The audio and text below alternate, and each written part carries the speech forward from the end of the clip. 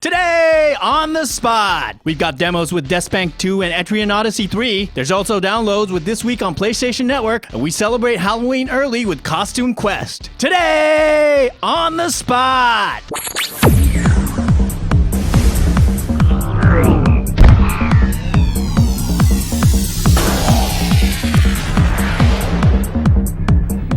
Hey everybody, and welcome to another episode of Today on the Spot. It's Saturday, August 28th. I'm your host, Chris Waters, joined by my co-host, Kevin Van Ord. How are you doing, Kevin? I'm good. How do you have all that energy? I can't explain it. You made me get up early on Saturday morning.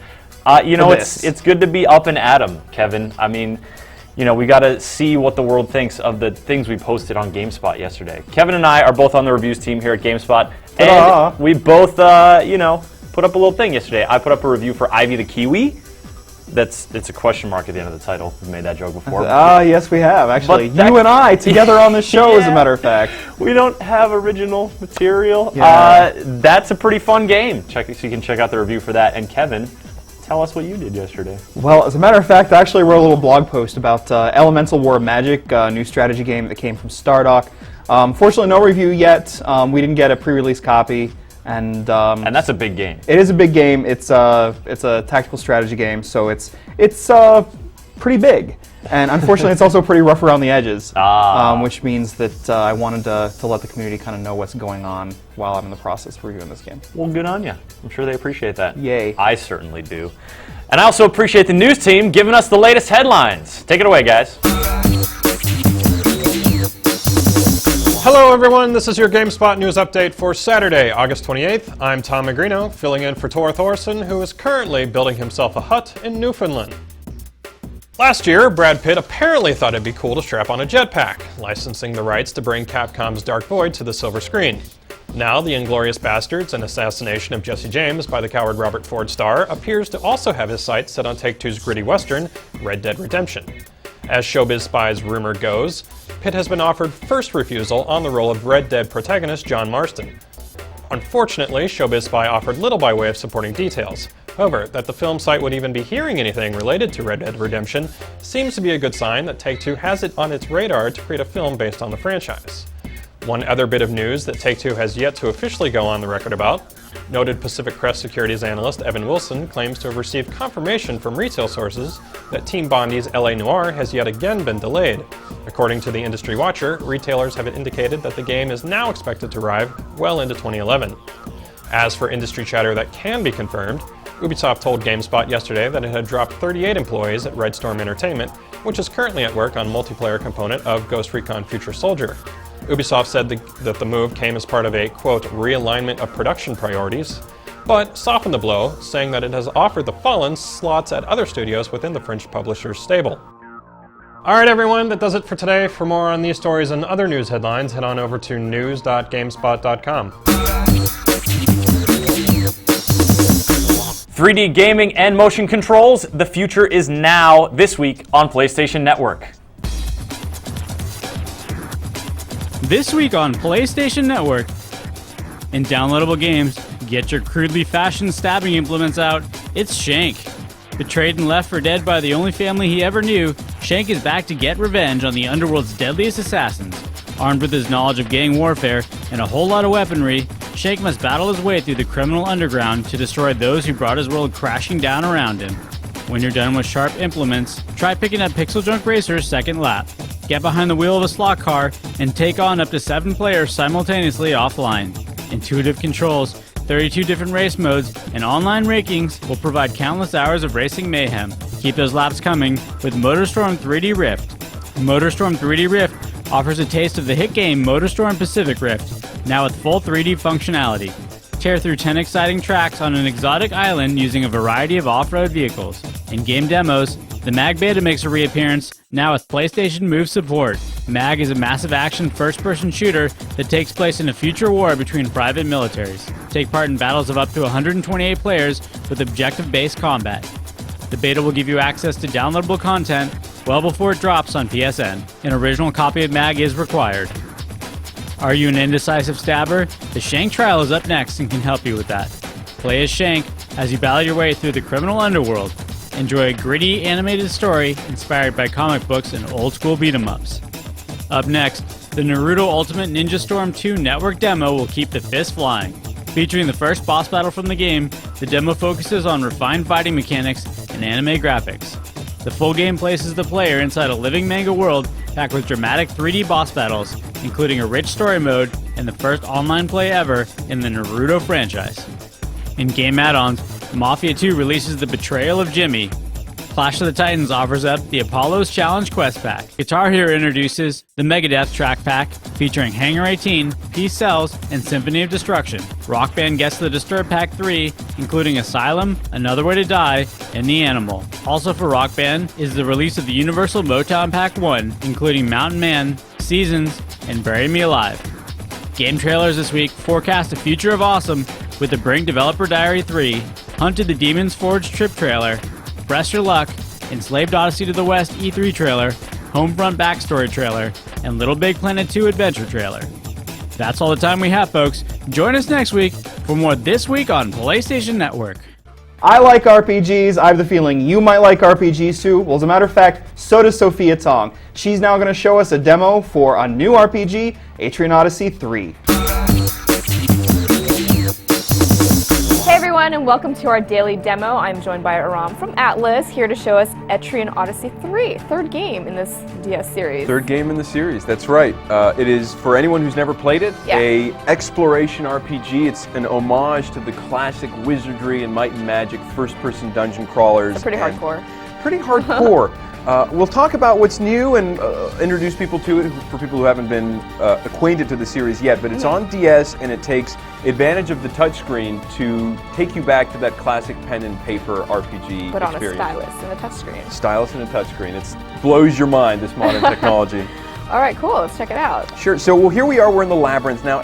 Etrian Odyssey 3, like the rest of the series, puts you inside a labyrinth, and the catalyst for the story is rumors of a sunken city beneath the seas off the coast of Armor Road, which is the city in which everything takes place. And you create a party at the beginning of the game, and here we are. We're going through the labyrinth, and basically our goal is to go deeper and deeper into the labyrinth. You'll notice off the bat in the top screen that we're playing here, where we're actually exploring the world. On the lower right, we have an orb that's continuing to get redder and redder, changing from blue, and basically that's an indication of the random battles. As that gets closer to pure red, we're going to come across a monster and we're going to attack them. So you have some indication that... You have some indication of the instant death that awaits you. This is a series that's notorious for its difficulty, but really what it's about is rewarding patient, strategic play. Create a party that makes sense, that fits with your style of RPG play. Okay. Create characters and apply skill points to them that make sense for you. I like how we're all in the party. Yeah, so I'm here, Ricardo, Sophia, Frank, who's the kind person who's filming us, Justin, Calvert. And anyways, let's go ahead and we'll go through a fight here real quick. We'll take a look at... So you're this old dude. Yeah, I'm the healer here. Playing as the monk. Ricardo is the farmer, and the farmer is one of the coolest characters in the game. We'll actually take a quick look at... Wait, who am I supposed to be? You are actually the ninja, and the ninja has a cool ability, Bunshin. The ninja can split themselves into two perfectly playable characters who can do all the same things. You'll have half your health and half your your magic points. So we'll go ahead and we'll round it out here. There's Justin, our Zodiac, who's going to cast our... And there you go, you've split yourself. We have two Sophias now. We have twice the Sophia in this battle. Now we're going to go ahead, I'll hold the right shoulder and we'll hold the A button and we'll breeze through the battle. Oh, kind of like this is kind of a... Speeds it up. It speeds it up and it'll go through, we'll kind of redo all the same things. I did Bunshin again accidentally. And then we get the traditional experience. So that gives you an idea. Fast-paced battles, ton of strategy to it, but really where the strategy comes into play is the creation of your party. And here we'll take a quick look at our party and the skills that we have. Let's look at the farmer, for example. The farmer is my favorite character. There is a skill, and I put a point or 4 points into it, where your ally's experience increases at the end of a fight if the farmer survives the battle. That is how certain the farmer is to die in a fight? Well, because it's not really an offensive or a defensive class, but it's an incredibly unique class. Now, there's Is it like just bait or something, or cannon fodder? in a lot of ways, yeah, the farmer has the ability to put the enemies and him or herself to sleep. Very useful. The farmer, if you need to be at a certain time in a certain place, can actually just kill time. It has the ability to kill an hour, and just that's a skill for the farmer. There's 10 new player classes, and like the farmer, a lot of them fill less archetypal type roles. I hope I don't stumble over the rest of this the way I did over that word. And they also give you much more unique skills than the other games, like the ninja or the wildling, who are able to summon characters, a sixth party member, or split themselves. And there's also subclasses, which is a huge thing. It's like Dungeons and Dragons being able to multi-class your wizard to have some warrior abilities. You can take any of the non-class specific abilities and actually map them to your party. Absolutely. Okay. Very cool. This is one of those things that is a real change of pace for people who are maybe a little tired of going deeper and deeper into the dungeon. They want to try something different. And there's a ton of quests here. There's 5-player local Wi-Fi multiplayer that's introduced for the first time here in Etrian Odyssey 3, and that's actually under the Grayed Out Sea quest. So eventually you'll find a number of sea quests that you can take on with up to 4 other friends. You'll each bring one character into the mix, and essentially it is the kind of the ultimate old school RPG multiplayer experience. Wow. Now here we're just going to set out a little more, and we can see if we can charting maps together.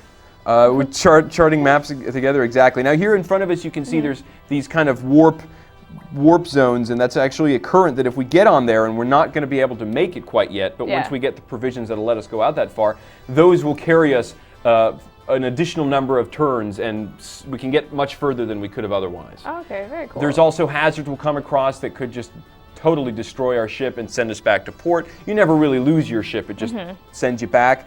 And there's also fishing we can do that is a really good way to make money.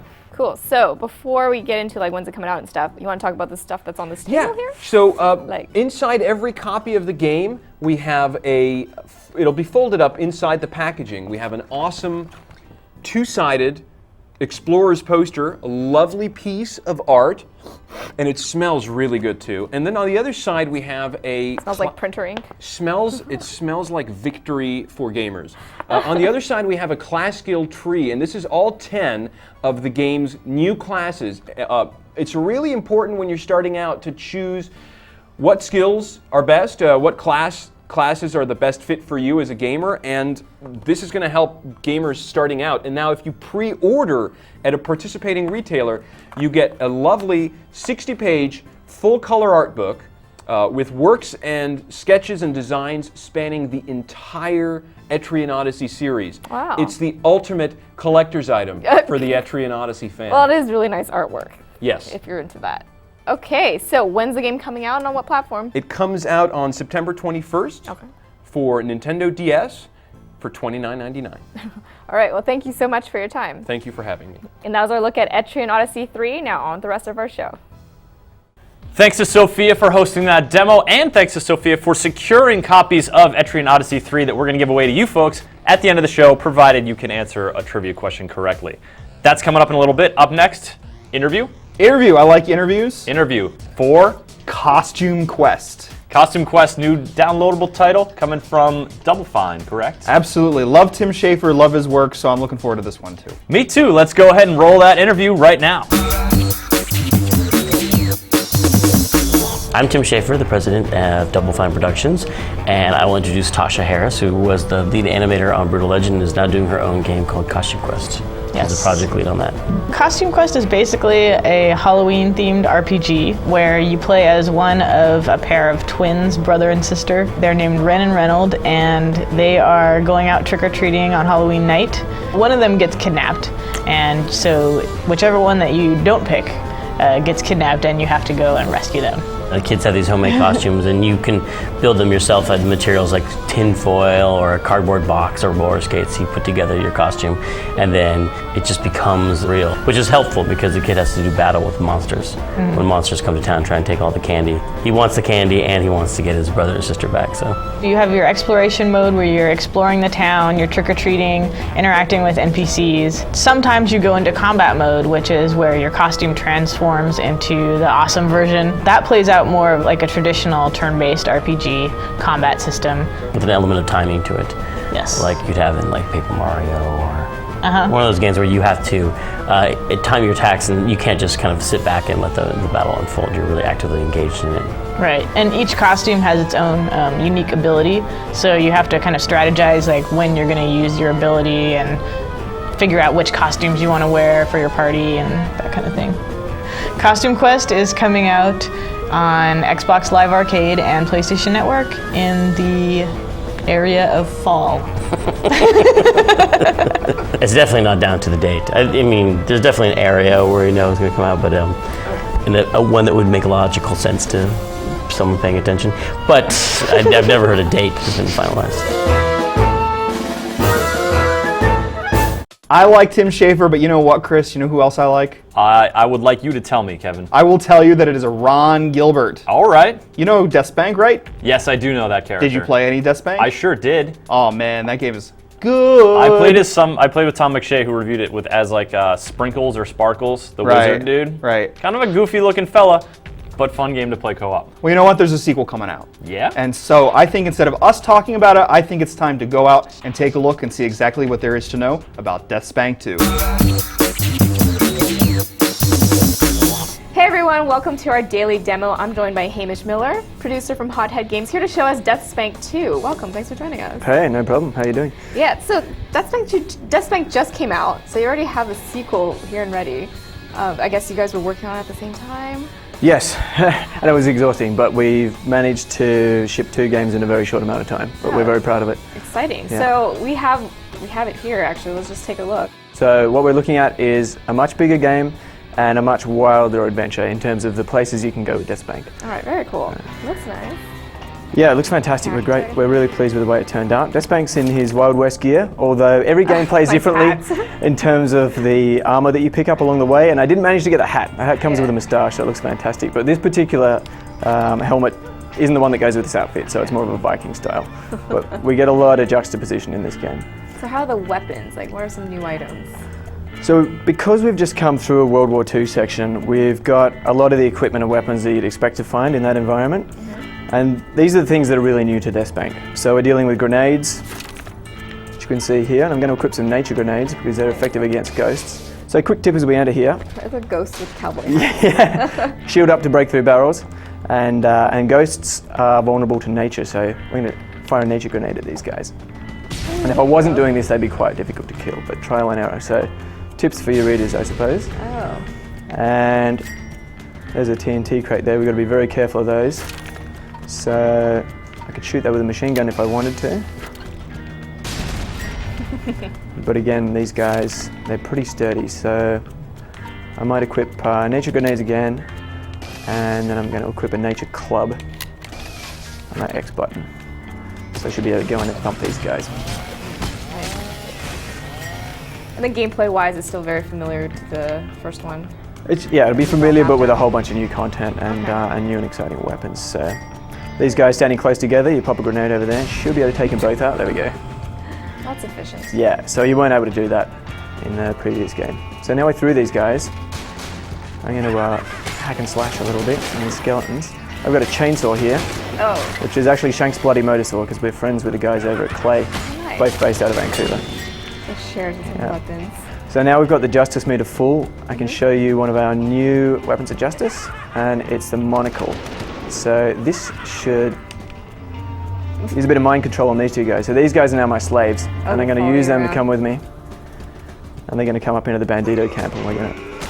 Oh, that's dangerous. Potion. So the one thing, and I'm going to equip a machine gun here.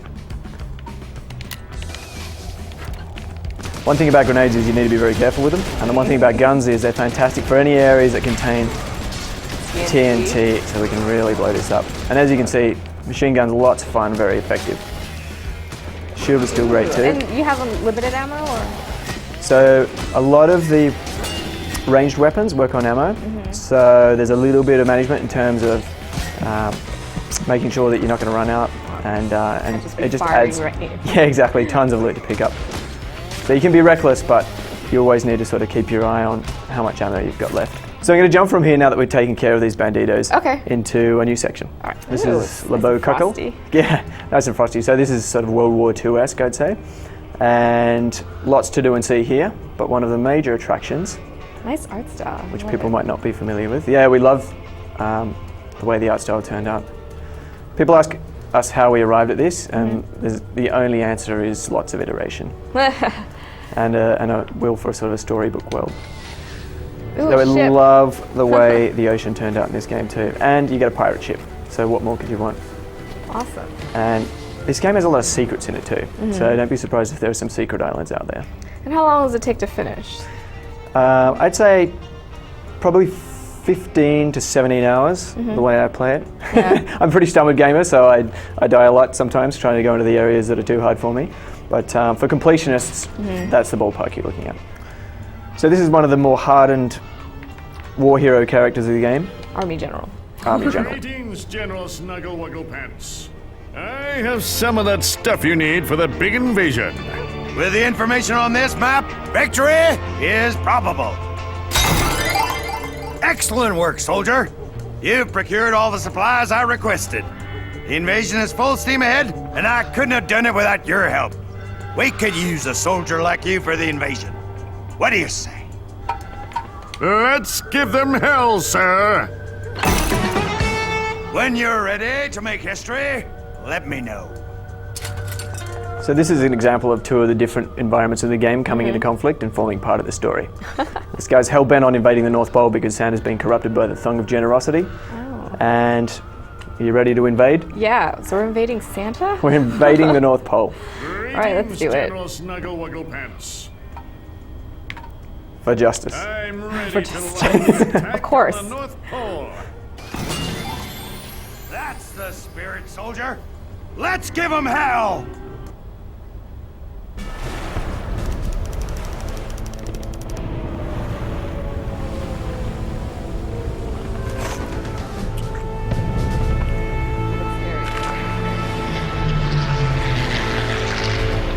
We're almost there! Justice is about to be served! Evil vanquished and the trodden and down and the dead! Ready, boys? With another evil wearer of the corrupt thongs within Deathspank's grasp, he becomes the leader he was meant to be. The leader he was destined to be. Look to your left! Look to your right! See you at the victory party! Let's move! The fighting went on all day. Taking that beach took its toll in blood, sweat, and innocence.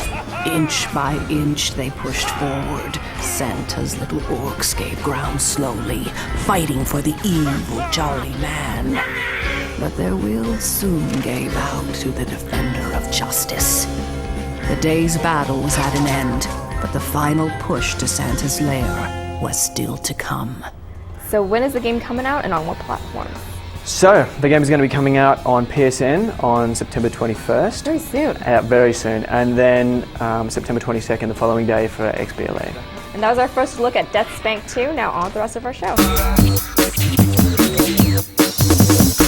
How about trivia questions, everybody? It's time to give away some games, specifically Etrian Odyssey 3, as we mentioned earlier in the show. Now, quick disclaimer, we don't actually have these on hand. As you can see, I'm not displaying them to you.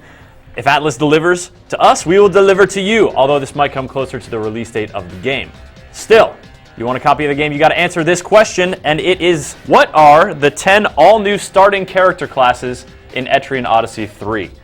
Answer that question using the module on the side of the page, or send us an email to onthespot@gamespot.com with your answer, address, and name. And that'll about do it for the Saturday episode, folks. Thank you so much for joining us. Let's talk about next week real quick, Kevin. What do we got on the horizon? PlayStation Move! Yeah, gonna do some of this. We're gonna do some of this in a marathon. Marathon Move. To be accurate, we won't be running a marathon, but we will be playing a lot of Move. I don't know Next what week. you're talking about. I'm playing a game where you just do this for 26 miles. Move marathon? Exactly. Move a thon? All right, I'm not going to go down that road. But we're going to be playing a whole bunch of those games, getting you folks a first look at it, get a whole bunch of editors chiming in, moving, flailing, all goofy. Be sure to look out for that. And then next weekend, PAX just around the corner, so our coverage, of course, going to be coming from that in just about a week now. Now for everyone here at the GameSpot studios, I'm going to bid you a farewell. I'm Chris Waters. I'm Kevin Van Ord. And we're wishing you a great weekend. Take care.